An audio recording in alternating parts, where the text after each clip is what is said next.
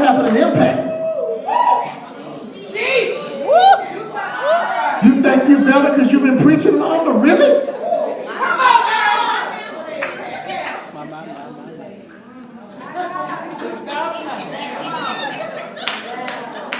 I'm telling you, God, I'm telling you, we better stay humble. Watch this, watch this, watch this. God, the reason God can't bless some of us is because he knows the blessing will make us a fool.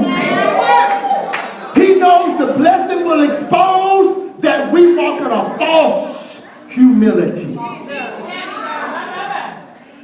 That we act like we humble because we ain't got nothing to show for it. But let us get a new car, a new house.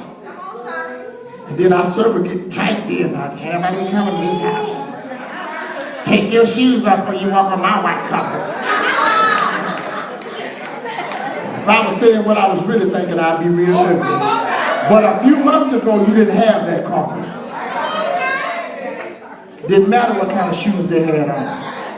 But now, all of a sudden, next slide, I'm coming out of there, I'm sorry. Focus, watch this. Let the lift be unto me, unto God. Focus on humility, knowing it's all about me in the life. It's God in you that's making the difference. I don't care how much money you have, let cancer hit you. You can't pay your way to healing. They can cut all the way down there with your head, your neck, and your torso, and that will die. So I wonder where healing really comes from. I'm being very, very profound, very, very, in your face today. It's okay. Provocative. That's I intend to be that. We can't get caught up on us, y'all. We're all servants. Next slide. We got to move on because my time is moving. He said, watch this. He says, the greater risk is staying the same. You cannot stay the same in this next season. Everyone's got to grow. I mean, really, don't you want to get better?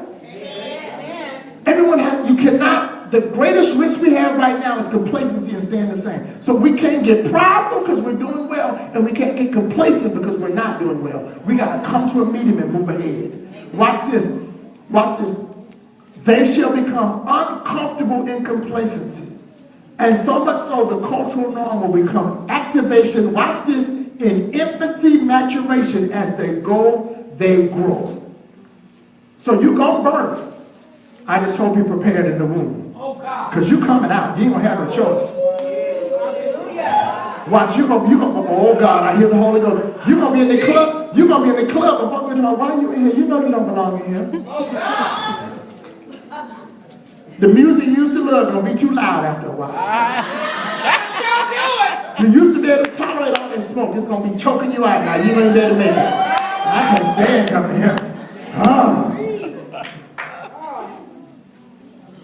Okay, I'm getting real graphic now. I'm going to come on down your street now. Watch this. You used to be able to do a six-pack. Now one going to mess you up. He's going to fix you. Next slide. Next slide. All that stuff, he's gonna fix all that. All that stuff you used to do. Woo, I can't drink like that no more. Oh, I can't do that no more. All that's gonna go. Wow, watch this. Because he's trying to move you to a blessed place, and you can't take all that foolishness with you. You can't take all that with you.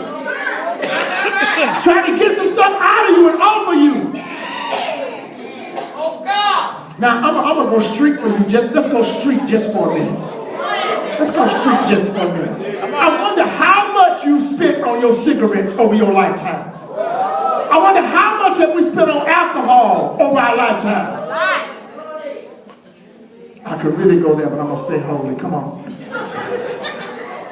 Anybody even go to some of our hotel tickets? Let us labor, therefore, to enter into rest. Lest any man fall after the same example of unbelief. He says, labor to enter into rest. Next slide. Let's move ahead. We're moving fast now. Okay. He says, first of all, 9:36. Jesus, my time is up. He says, let us labor. He says, labor means to hasten to exert yourself. He says, if I want you focused on something, this is where I want you to put your energy. Put your energy into this thing. Next slide. Entering into rest. He says, I want you to work at trusting me to do it. Now watch this, watch this. Here's what we got to be careful. All my ministry leaders and ministers that are out there, people who are going to be birthing in this season, be careful that you don't do and ask God to bless what you do. But that you trust him to do and the blessing will already be on it. In other words, don't move without it. Don't move without it. Be sure that you're calling an election is sure. Be sure you really, really know that ministry. You want to do that ministry. And you're ready to put your life into it. Because can I tell you this? You're not going to get rich on ministry. Come on, Bishop. You're not going to get a bunch of attaboys, a bunch of praise. It's going to cost you to serve God. Paul said that, but I'm willing to pour my life into what I do. So first and foremost, if you're not willing to put all of you into it, why are you expecting anybody to put themselves into it? It's not going to happen. He says, I want you to enter into rest. That means I trust God to do it, not me. Yes. You know, can I be transparent for a moment? I know when I step up here and God starts to minister, it's him and not me. Amen. And I can tell when I'm him and he's me, and when I'm being me and he's being him. Come on now. Amen. Because I can say something, he'll correct me, and I say, okay, God, I'm sorry. Right. On the spot. Okay, I won't keep stepping on the money, Lord. Okay. Next slide, very quickly. He says, I don't want you to become an example of unbelief. So watch this. You're going to be an example of something. Because you're a believer. You are a city set on a hill, according to Matthew 5. You are a city set on a hill, watch this, which cannot be. Thank you. It can't be hid. So watch this. You're going to be seen. The question is what they're going to see. So for all of my little undercover preachers and my undercover ministers who think don't nobody know who you are, we know who you are. You're coming out. But are you going to come out mature and ready, and are you going to be a good example of belief or an example of unbelief? Jesus. You got to trust God. Next slide. I'm moving quickly now. I'm going to accelerate because I'm going to come back to this next week. I don't think so. He says, let us therefore fear, lest a promise being left us of entering into his rest of any you should seem short of it. For unto us was the gospel preached as well as unto them, but the word preached did not profit them, not being mixed with what? Faith in them that heard it. So watch this. I don't care how great a preacher I am, if you don't have no faith, it ain't going to produce nothing in your life. Your faith has to meet the word of God, and then action has to take place. So watch this. For many years, many of us have sat back and gotten fat on preaching and never moved in faith. Oh, God. I mean, come on now. You ought to know how to put a sermon together by now. Come on. I mean, really, everybody wait on the class. Teach me how to write a sermon. You listen to one every week. You mean you can't sit here and say, okay, well, Bishop takes the scripture, he looks at the words. I notice there's certain words he picks out. There's key points in there. You mean you can't analyze that? No, you keep telling me, teach me how to write a sermon. I do it every week. Wow. Okay. I know that don't sound good to some of y'all. I know that hurts somebody's feelings. I'm sorry. I'll sit down with you and I'll show you, because that's my job as a mentor.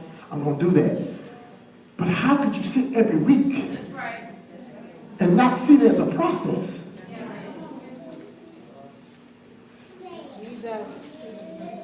See, the wise one would say, hey, Bishop, now I noticed that you do A, B, C, D, and E. But what about, because then it tells your instructor that at least you're paying attention in class. Why I want to get more instruction if you ain't even paying attention?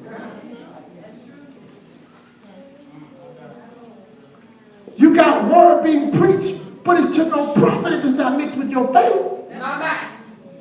Because see, watch this. I can't make it happen for you. Where's your faith?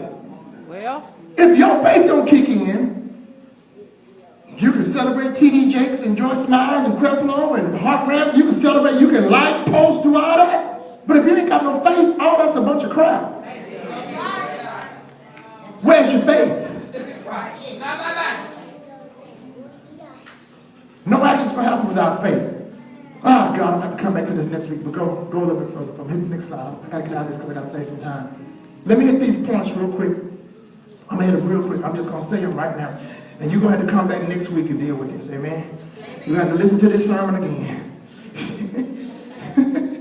Don't be mad at me. I used up the time. I'm sorry. Okay, let me give you these points real quick, and I'll try to get this fixed so we get a better display next time. Let me give you these points because we got some points cut off. First point I'm going to make to you, we're going to talk about this, is that fear is necessary. Let us have a reverence for God. If you don't have a reverence, you're not going to do anything in this next season. You got to have reverence. The second thing is that the promise is set. What God has promised, it's already set. You're only walking into what already is if you kick your faith in. You're already blessed, but you got to believe you're blessed. As long as you keep a poverty mindset, you're not going to act on what blesses you. You're already an overcomer, but you got to have faith to stand in the fight. You already won, but you got to get into the game. If you fall out and cry, just lay on the floor, you never activate your faith, and God can never move on the faith you've activated. You've already got the promise. Next slide. Point number 3, we're going to come back to this next week, is that rest is a choice. You can trust him or not trust him. You can say, well, my mama didn't teach me, my dad didn't teach me, or my feelings hurt. You can use every excuse in the world, and you can stay right where you are. My God. It's your choice. You can stay mad at them the rest of your life. You can stay mad the rest of your life. You can die mad because they violated you. Or you can choose to forgive and get over it and press on. Now, I didn't say get over it in a slack way. I mean, get over that time and that season and move on to the next season. Because you got to choose. I know it hurt. I know it hurt your feelings. I know it disrupted your life. But sooner or later, if you don't let it go, it ain't going to let you go. All right? So rest is a choice. You get to choose what you're going to do. Number 4, next slide. The gospel is preached. The word is out. The word's going to be there. The word's going to do what it's going to do. Number 5, prophet is a choice. Prophet is a choice. If you don't take advantage of what's being preached, then it don't mean nothing. And number 6, your faith leads to that prophet. All this word you get, if you don't go back and study, let me tell you something. In this next season, Sunday is only a tickler. You need to go back and listen Monday, Tuesday, Wednesday, Thursday, Friday, get in your word, grow. If you're serious about the next dimension, then you're not going to have time just to do church on Sunday. Oh, God. I'm just being honest with you. You're not going to have time.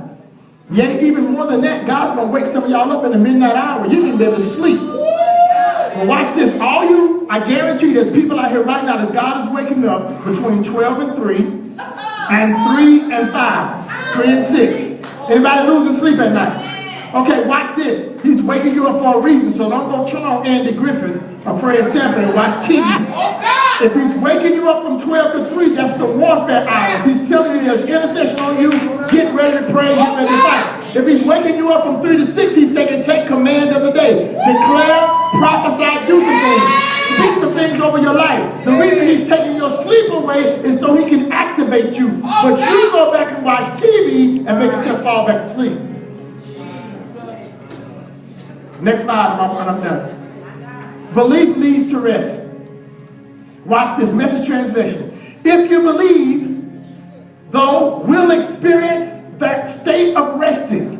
But if not, we don't have it. Remember, God said, exasperated, I vow, they'll never get where they're going. They'll never be able to sit down and rest. God made that vow, even though he finished his part before the foundations of the world. He gave us everything before the foundation. But you know what? The work's going to be incomplete if we don't step up to it. We got to step up to it. Now let's pray. Time is up. Father, we praise you. We bless you now. We magnify your name. And God, help us to reignite and re-engage this word next week. that we can bring your people to a state of understanding and a state of blessing.